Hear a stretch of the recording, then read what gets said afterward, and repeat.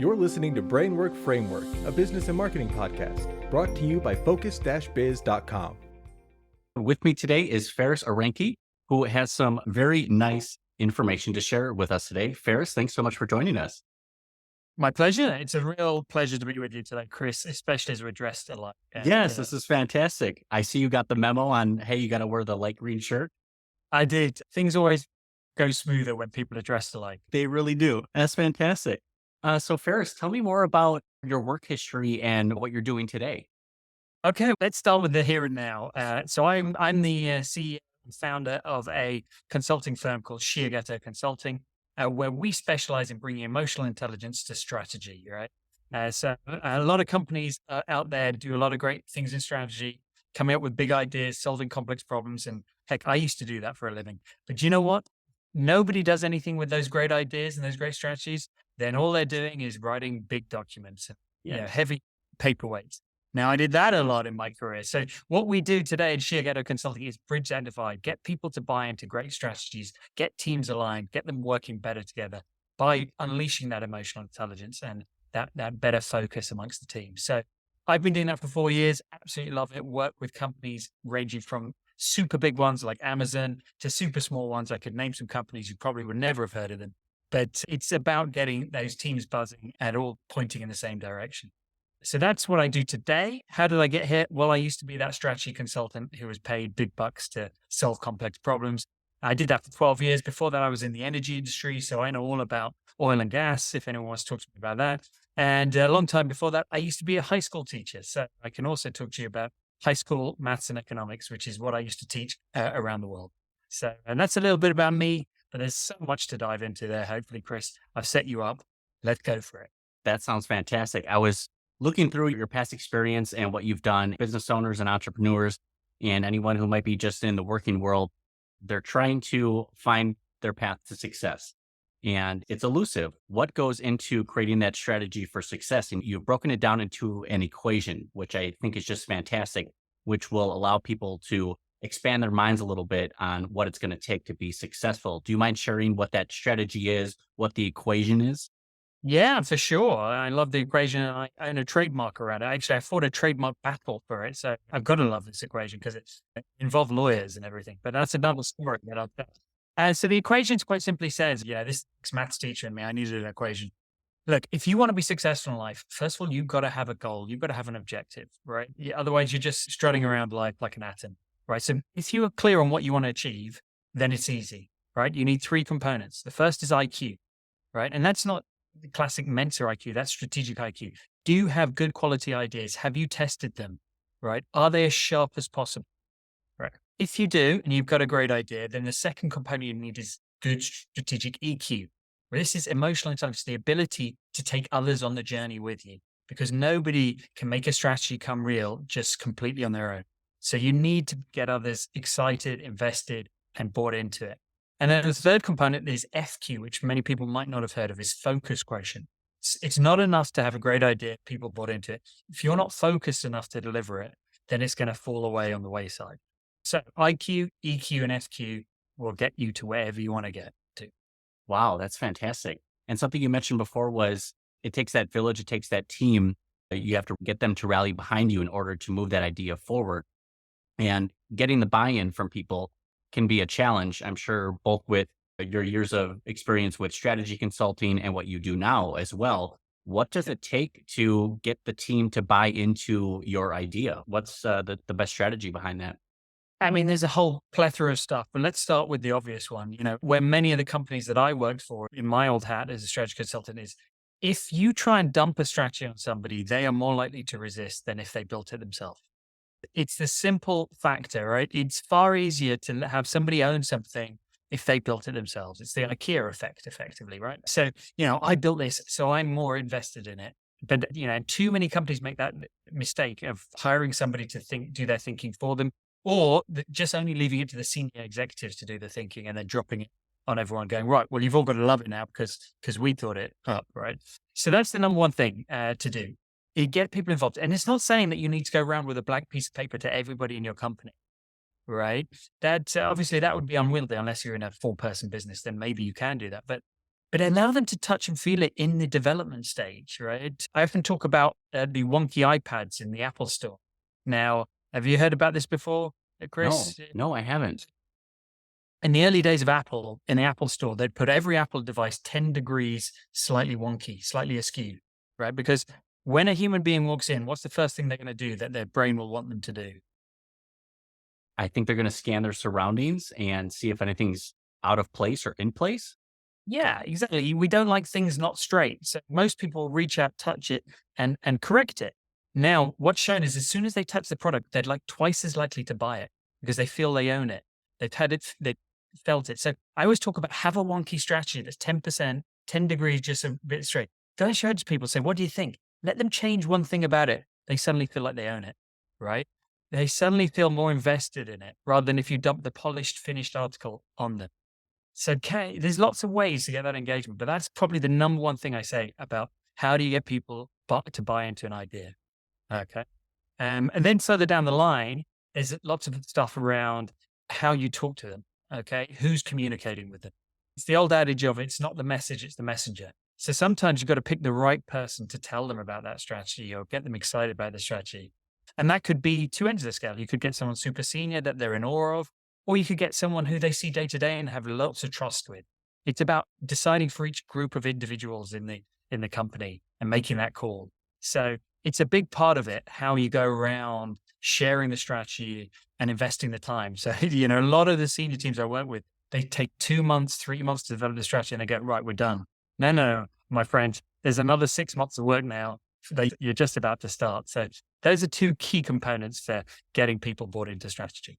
Nice. I've seen this happen too many times where there are companies and like you said, the board members, C-level executives who have this idea, they look to implement this and they don't take any feedback or advice from the people who are actually going to be executing it at the lower level.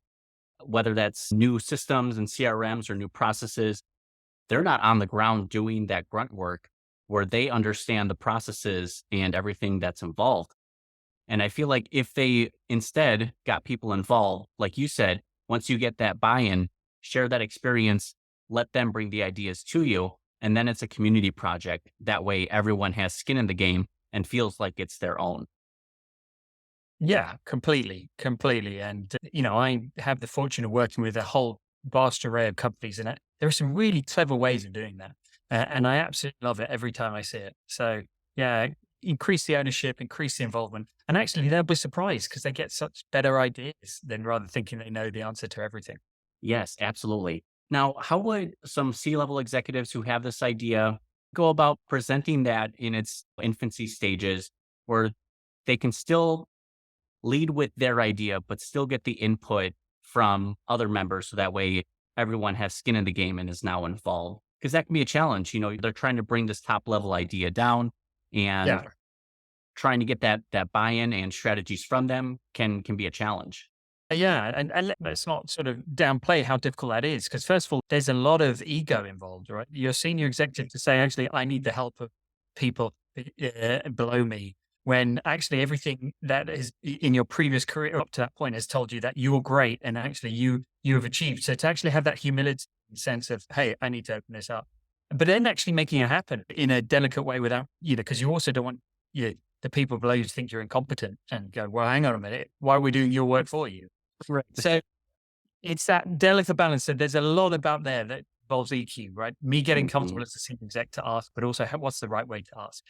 And actually, I don't advocate go around and ask everybody, but maybe when I talked about how you could invite one member from the shop floor to join the design sessions, right? And you could maybe make that a competition or make that something that people want to get involved in. Like, oh my God, I'm going to be the one person who's going to get, or you have representatives who collect the views and then feed them up. Or, I do something called wargaming and pre-mortems a lot with companies, which is let's take an idea you already have and stress test it, right? Yeah. Let's throw some stuff. Let's make it very interactive. Now, whenever I do a war game with a C-suite, board of team, I would say, we're going to have another team made up of other people in your company. And I normally say, go and find me some graduates, go and find me some shop floor guys. They're going to have a chance to try and beat the senior guys in this game, right? So they're going to enjoy it. But the real benefit for you, this is what I say to the C-suite, you're suddenly going to get a whole different way of thinking, which might improve your strategy because there are things you don't look at anymore that they will have guerrilla warfare almost. And the great thing is they're part of your company. So although they might win on the day, they're actually enhancing where you're going to get to. So it never fails. Okay. Once we're convinced that we do that, we go and get this team. This team brings in a level of innovation and a level of insight that they just wouldn't have otherwise. And it's a great way of feeding that into the strategy process.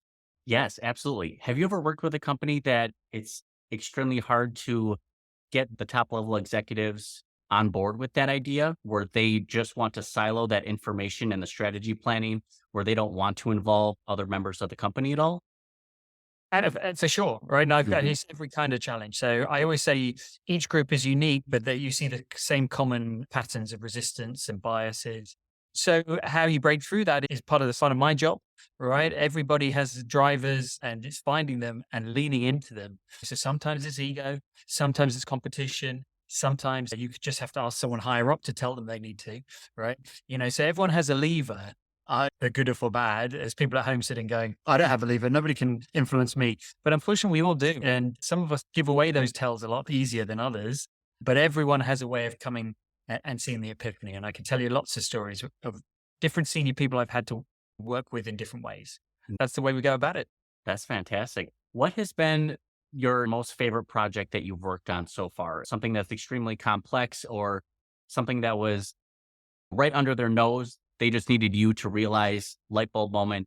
Aha, there it is. I could tell you loads of projects where being able to help somebody in a team or a team see that their dynamic isn't working well, that they've ostracized a team member who actually can deliver so much value. That happens time and time again, or that there's a dominant person who's actually not actually generating the best ideas in a team. But I think the thing pound for pound that really helps teams, well, actually, I was going to say two things. One is improving their listening, but the one I'm going to talk about is prioritization. Up and down the country, all around the world, people find it hard to prioritize. People find it hard to say, these are the only 3 or 5 things we're going to work on, because it means having to give up and say goodbye to other stuff. But you know what? It makes such a difference to their ability to do those 3 or 5 or 10 things really, really well. Right. So some of my best projects have been where I've helped, because everyone knows that logic. Everyone knows, hey, if we focus on one thing, but it's actually letting go of stuff is the hard part. So some of my favorite projects have been where I've worked with senior teams to let go of stuff. Now, how do I do that? Again, look at levers, look at things. A classic way that I do is turn it into a game. But you ever play Pokemon, right? And most people out there play Pokemon or card games, top trump games I used to play as a kid, which is like Pokemon. So I will often use with senior executives, I will turn their initiatives into Pokemon cards. Actually, I will go out, laminate them, create a deck of cards. We will play Pokemon in the boardroom because it's a way of changing the framing, the reference point. Because if it's a project on a piece of paper is, hey, I invented this project. This was a great idea I came up with 2 years ago. We're going to complete it. But maybe 2 years has passed. It's no longer a relevant project.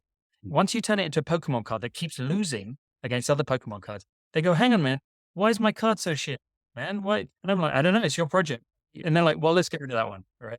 So it's just, I use this time and time again, or a variant of this in the boardroom, and it just watch senior executives let go of things that they haven't previously been able to let go. Makes such a difference. Wow, that's such a brilliant strategy, because I think just like you mentioned, it's able to take that idea that they had and maybe they were very resistant to other ideas, or they just fell in love with their own idea and they needed that mental shift in order to gain a new perspective about that idea. And then suddenly within this gamification, they realize, okay, maybe this isn't a great strategy. Exactly. And then it's less of an ego. You don't have to say, I'm backing down. It's, hey, the cards tell us these are the best 10 cards. This is going to be our deck from now on. Yeah, that's brilliant. I love that. So now when it comes down to that formula that you've created, the IQ, the EQ, and the FQ, Yeah. what could a business owner or an individual do to help improve each of those factors? First being the IQ. Is there anything that they can do to improve their ability to come up with the best solution? So I think the IQ is, and the good news is these things are interlinked, right? Don't sit in silo. That's why we say they're multiplicators, not additive. Because a lot of companies go, well, we got loads of IQ. Don't need to worry about the other two. No, my You need to at least, going back to what we said about how do you get people to buy into strategies, is if you're a senior executive, get more inputs into your strategy. Right. You don't know what you don't know, but also your level of creativity, as clever as you are, as smart as you are, is never going to be as good as crowdsourcing ideas, right? Is never going to be so good. So open up. And that could mean to the whole company. Remember what we said about the challenge of that, you're not going to literally, but generally, it starts with your own team, right? I talked about teams that ostracize team members. It's very common for me to go into a senior leadership team and they say, well, we're having an strategy meeting or a brainstorming session. And then you look around and only 2 people are actually doing the talk. They're not leveraging the 8 in the team, the 10 in the team. So actually having a mechanism, even if suddenly that's an uplift of 800% if you get the other 8 people to contribute. So get more inputs is my general advice when it comes to increasing your IQ, because as great as an individual is, you're never going to have as smart ideas or as much test and challenge as when you use a wider group. So that's on the IQ. That's great. And a perfect strategy. And I've seen that before where not everyone has an equal voice within these meetings. It can be either someone who generally talks too often, too much, and they just kind of take over the conversation. And I think someone like you want to give everyone a voice at that table. You want them to have skin in the game as well. Yeah. I'm an analytical person. I think you should lead by fact rather than opinion, as great as opinions are sometimes. Let me tell you about a team I worked with recently where there was 8 members of the team. And the dynamic, it was 7 gentlemen and one woman. And the woman it was very quiet. And the dynamic in the team was that they just ignored her opinion, right? They never actively went to ask her. But when I analyzed the data, I saw that she consistently, pound for pound, had the best ideas on the team. She consistently could forecast the market. And I was like, they are wasting the fact that they don't view her as a useful resource. So I said to the team, the next meetings, we're going to change how we have meetings. From now on, I'm going to give you the topic we're going to discuss before the meeting. You're going to send your views on that topic to me, which also has the added benefit of you have to be more concise. You can't just talk off the top of your head. And then I'm going to compile a report where I take your names off your ideas and you have to read everyone's idea.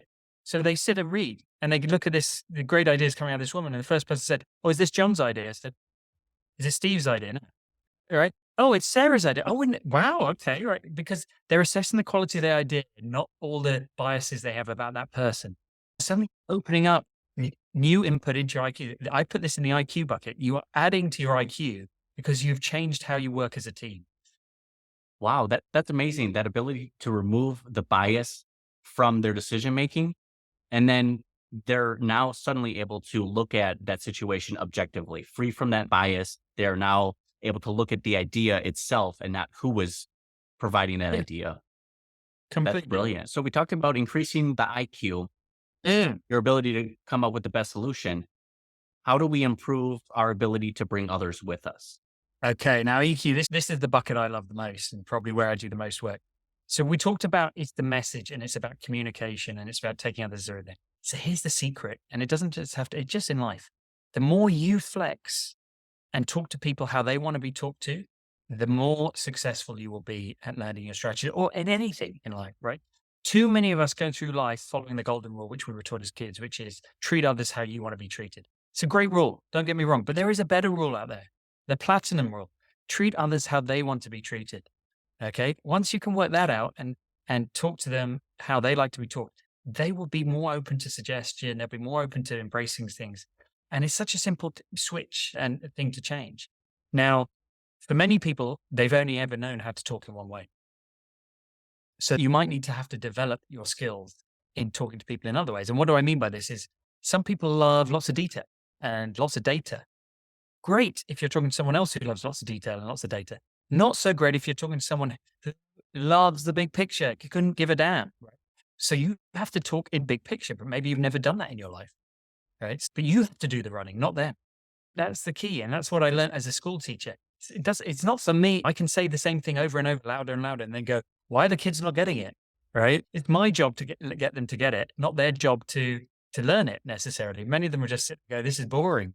But as soon as you change how you talk to them, they'd be like, I get it now. So it's the same with anyone out there. In order to get buy-ins, you need to craft your message and switch it up a little bit in order that the receiver is now understanding that message a little bit better. Like you said, you have people who are more numbers driven, data and analytical. You have those who are more big picture. And at the end of the day, what is our goal with communication? We are hoping that the receiver understands and hears our message. Why Mhm. wouldn't we want to craft and change that message in order to fit that market and that audience? It just makes sense. It goes back into sales, into marketing. And I think, like you said, just in life, how we could become better communicators by Yeah. simply changing the way that we approach delivering that message. Yeah, and something you said there, Chris, was spot on. Too many of us focus on our broadcast. Look, I've just got to get the message out. We don't focus on the receive. Has it the other person received it? Let me check. Let me really double check. And a key part of that is listening and asking questions. Pound for pound, I said earlier, the best skill any one of us can improve in our life is listening. Such great things, but too many of us don't take the time to listen. We just skip past so that we can say something else again. Yes, absolutely. My entire mind shifted when I was much more receptive and open to hearing others' ideas. So I think it's brilliant what you just said. That's perfect. And if only more people could do this, like I say, it happen in any aspect of life, be it talking to your kids, talking to your loved ones, trying to convince your friends to go and see a movie you want to see. And the more you can flex to what they need, the more likely you are going to be in a happier place. Yes, absolutely. If you're trying to get everyone to go to that movie, you're going to have four different friends. If one person focused on numbers and data, they want to see, okay, how long is this going to go and how much is it going to cost me? They're looking at it Yeah. from a numbers perspective. Some Yeah. people want to be sold that story. So it's important to craft that message towards the audience. That's Yeah. fantastic. When I was junior as a consultant, I had a boss. Is the reason I focus on this, who made me prepare each conversation for big meetings in 4 different styles. He said, "We don't know what the client is going to need, and I need you to have ready to pull out of your bag, right? I need you to not only have the speech, but have the supporting slides and material. So if it is a big picture person, you can suddenly go into all the detail. And obviously, it would take me 4 times as long to get prepared for meetings. I was like, oh my God. But because of that training, I can now do it instantly because I've been trained that way. And that's what I mean about many of us only know one style. And we actually, it's like going to the gym. There's some muscles we've never used. And the first time we use them, it's going to feel tough and it's going to be hard. But we do that training for the day that we're going to need those muscles, right? Because then they're already primed. So there are ways to improve your EQ in this area by putting in a lot of practice. And that's why using things like the movie discussion as a test case is a nice, safe environment to practice a new style ready for when you're in the heated boardroom. Yes, absolutely. Definitely want to improve our communication skills. There's just so much at stake. And just think of how much our lives and our careers and our businesses could improve if we could become better communicators. So that way that audience can actually hear and receive our message.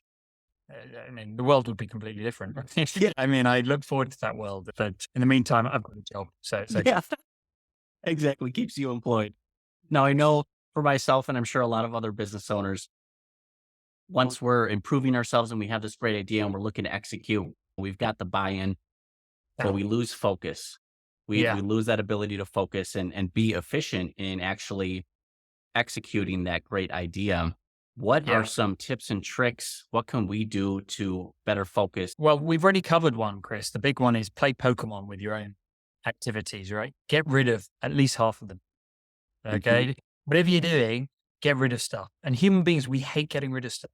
We hate closing down options. We hate removing stuff. There's loads of great scientific research when they give people a diagram where they say, like Lego blocks, and they say, make this symmetrical, right? What do people do? They add more blocks to make it symmetrical rather than remove the one block that would also make it symmetrical. The human brain always thinks to add first rather than remove. God bless us, we're great. But yeah, remove stuff from your life. You'll have more focus. That's the number one thing. Number 2 is what I talk about is anticipate where things will go wrong. Okay. Look at the barriers that might come up in your way, right? Don't deal with them ahead of time. Plan for them ahead of schedule. So I do a lot of pre-mortems with companies and with individuals. Now, you may have heard of a pre-mortem. Those who haven't heard of it, it is where you imagine whatever you're trying to do fails miserably. And you look for every reason that it might have failed, pick the 5 you're most worried about, and take the action so that never happens. So it could be, let's go back to the movie discussion, right? Nice, simple. Let's say we've decided on a movie. What might stop us from going to the movie? Okay, my car might break down. I might run out of money.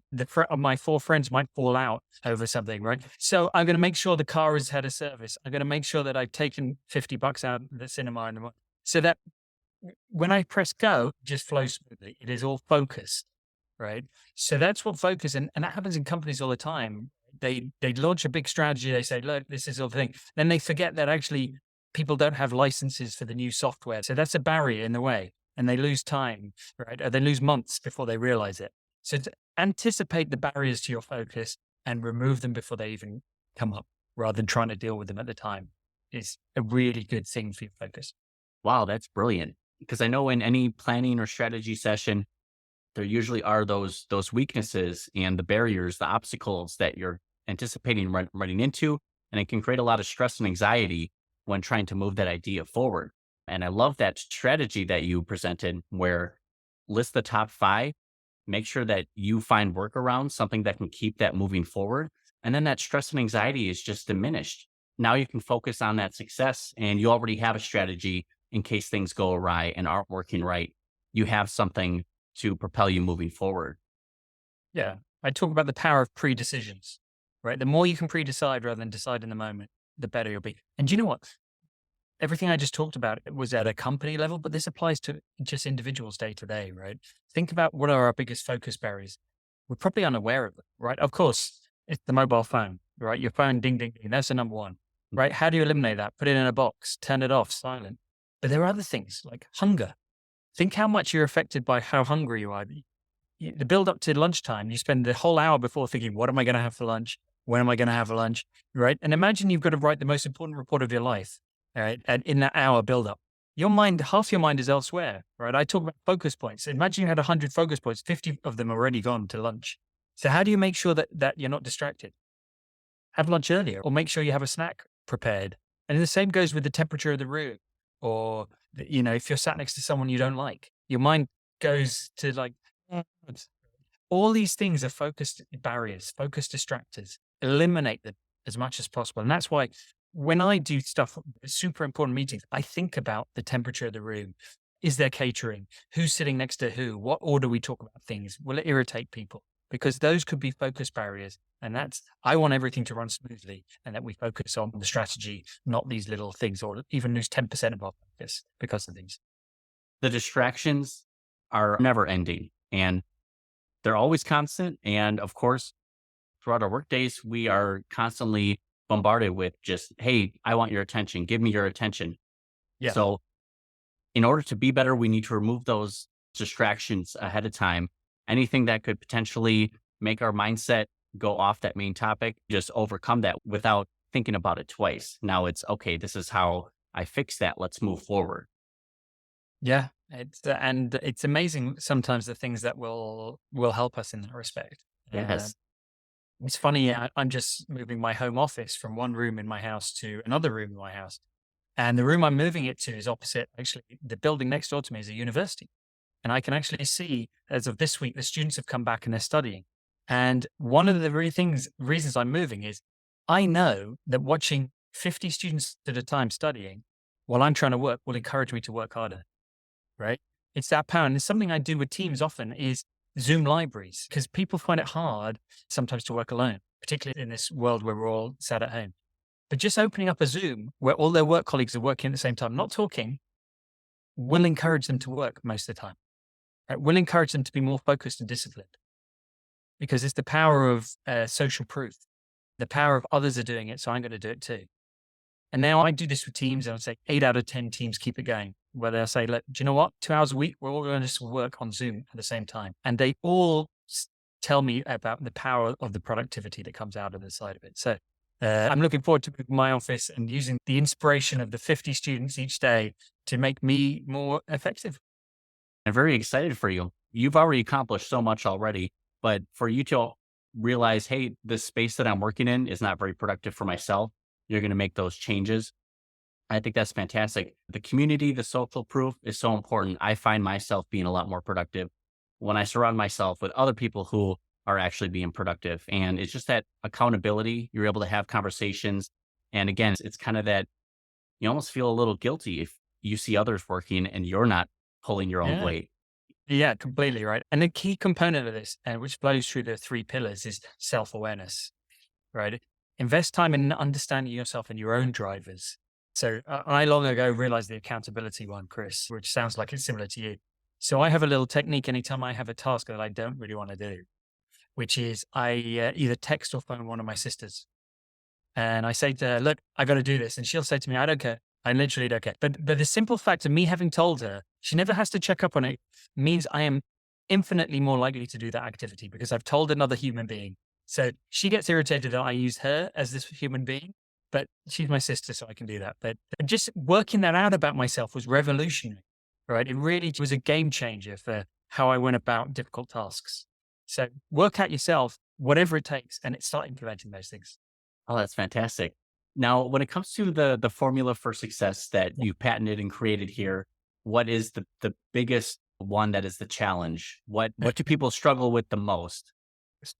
I'd love to be able to survey the whole world, but from my experience working with companies, it is definitely, I'd say the EQ is the part that they closely followed by the FQ. So lots of companies that I work with have loads of great ideas, but can they transmit them and can they then focus on them is where they seem to be lacking and where we tend to help most. Wow. I think just to realize our own shortcomings a bit and to see what other companies struggle with can help us prevent it from becoming an issue in the future. And I think it's so important.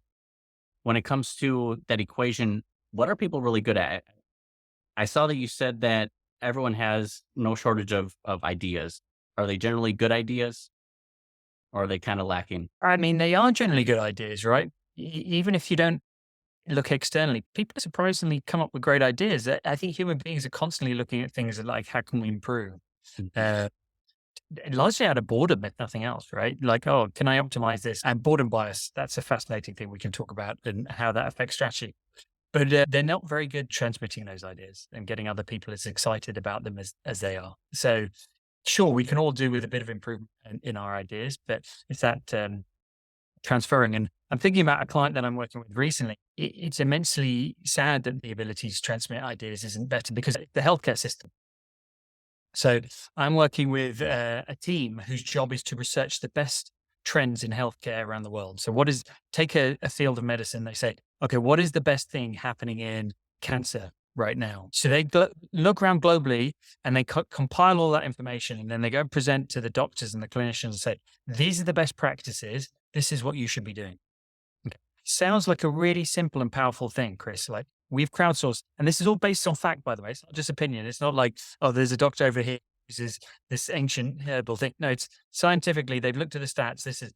So you'd think that's a great transfer of knowledge. Somebody's going out and doing that research. But what happens during that meeting where they hand over the knowledge? Can you imagine? Can you guess what happens? Does it get lost in translation? That's the polite way, right? What actually happens is the medical professionals say, hey, what do you know? You're not medical professionals. I spent 10 years training as a doctor. I know best. And these guys, because they are just researchers, they say, no, we've gone and interviewed people but there's this resistance that me take on a new idea. It's again, that arrogance, that humility. So I'm working with that team on how they can sell those ideas better, not come up with better ideas, but how can they have that conversation in a better way so that the doctors and the clinicians say, actually, let's give that a go. That's really good. Yeah. How can you do that wonky strategy so they feel they own it? And that generally is a lot of the places that we're called in to help rather than the coming up with the new ideas.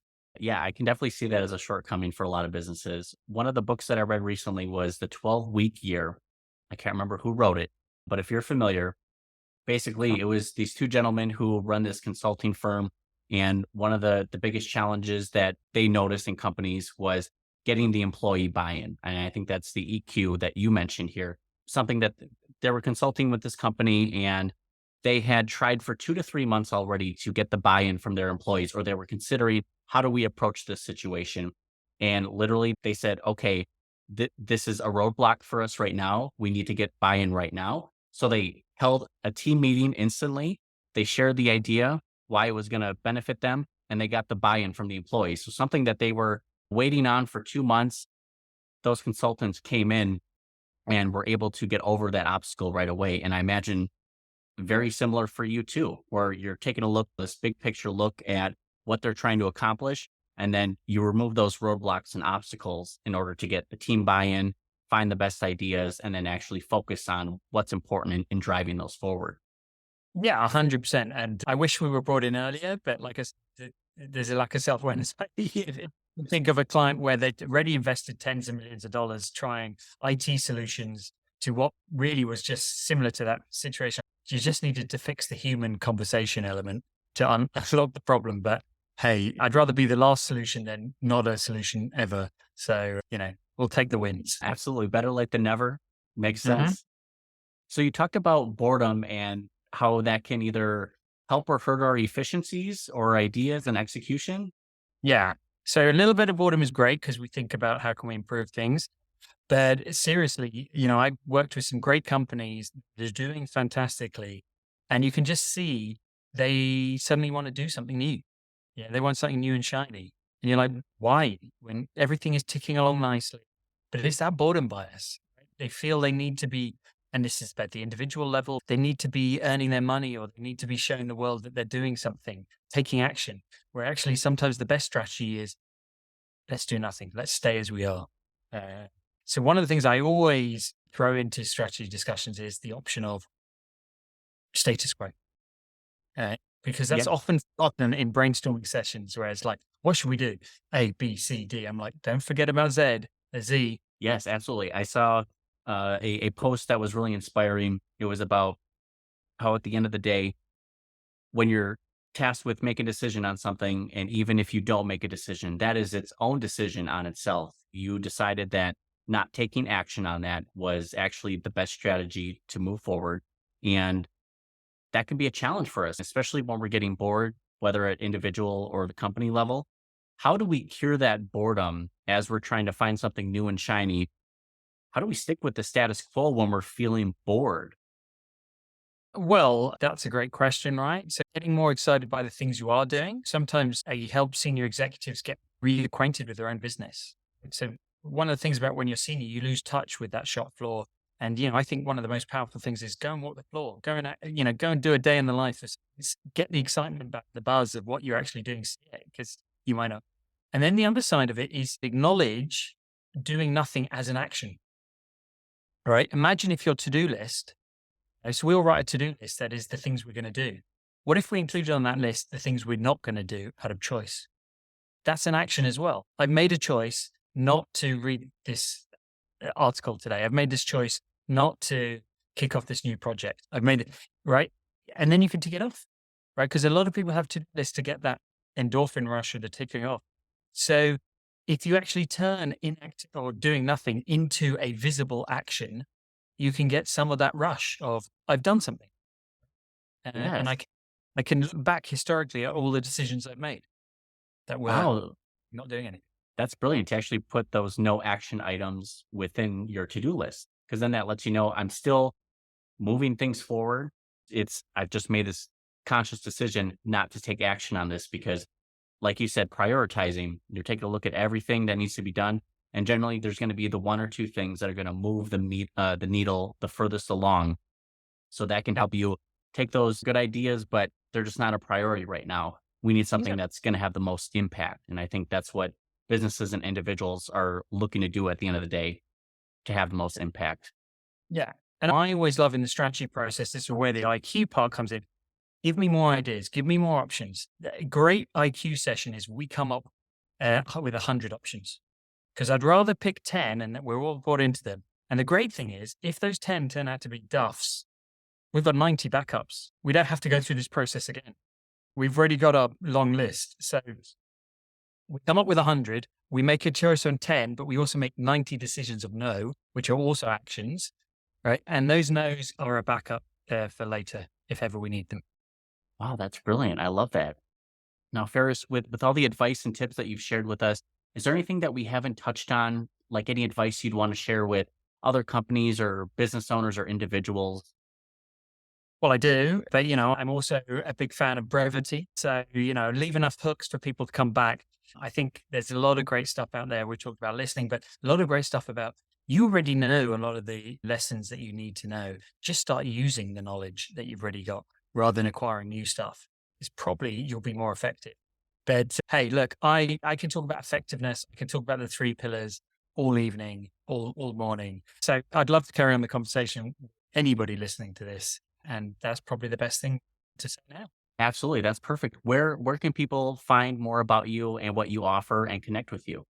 Yeah, well, they can check out the company website. So it's shiageto.com, which I'm sure Chris will put in the in the notes. Yeah, I used to spell it on there, but I thought, yeah, there's more affection. Otherwise, the other great place to catch me is on LinkedIn. I spend a disproportionate amount of time. So look for Faris Aranki. There's only one of us on LinkedIn, and we'll happily pick up the conversation there. And every day I post tips and share my journey because I just want to help people as much as possible.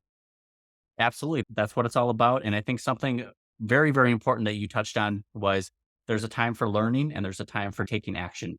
You've learned all that you need to learn after listening to this podcast, reading the books, watching YouTube videos. It's time for business owners to take action. So one of those tips and actions they can take is reaching out to Faris to find out more information and see how he can help you. For all the listeners who want to learn more, make sure you check out the links in the description and the notes below. Faris, thank you so much for your time. I appreciate it. I hope you have a great rest of your day and keep up the great work. Thank you very much, Chris. Same to you, my friend.